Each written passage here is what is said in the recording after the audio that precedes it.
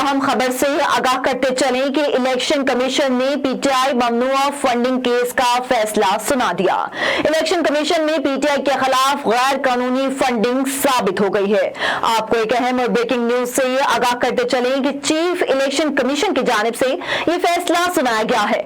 8 साल से ये मुकदमा जेर समाअत था। आपको एक अहम और ब्रेकिंग न्यूज से आगाह करते चलें कि 8 साल से जेर समाअत मुकदमे का महफूज फैसला आज सुना दिया गया है। इलेक्शन कमीशन की जानिब से ममनुआ फंडिंग केस का फैसला सुना दिया गया है। इलेक्शन कमीशन ने पाकिस्तान तहरीक-ए-इंसाफ ममनुआ फंडिंग केस का महफूज फैसला अब से कुछ देर पहले सुनाया है, जिसमें इलेक्शन कमीशन ने पाकिस्तान तहरीक-ए-इंसाफ के खिलाफ गैर कानूनी फंड साबित होने पर फैसला सुना दिया।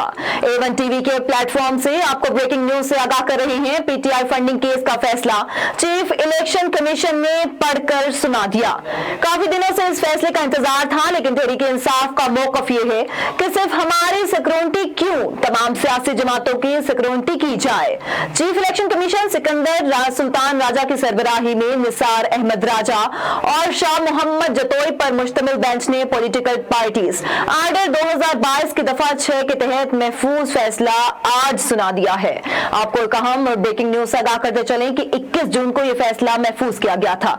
21 जून को महफूज किए गए फैसले का आज सुना दिया गया है, जो आज पाकिस्तान तहरीक-ए-इंसाफ ने 13 अकाउंट्स की तफसीलात नहीं दी। ये वफात फैसले में सामने आई है। इलेक्शन कमीशन ने फैसला कंपनियों के नाम लेकर सुनाया है। आपको अहम खबर से आगाह करते चलें कि आर्टिकल 17 की शक 3 के खिलाफ वर्जी की गई है। इमरान खान का बयान हल्फी गलत करार दे दिया गया है। A1 टीवी के प्लेटफॉर्म से आपको बताते चलें कि फैसले में चीफ इलेक्शन कमिश्नर ने यह भी कहा कि 34 गैर मुल्कियों से भी डोनेशन वसूल की गई। साथ ही इलेक्शन कमीशन ने तहरीक-ए-इंसाफ का शो काज नोटिस जारी कर दिया है। आपको बताते चलें कि इलेक्शन कमीशन ने तहरीक-ए-इंसाफ का शो काज नोटिस जारी कर दिया है। आपको अहम खबर से आगाह कर रहे थे।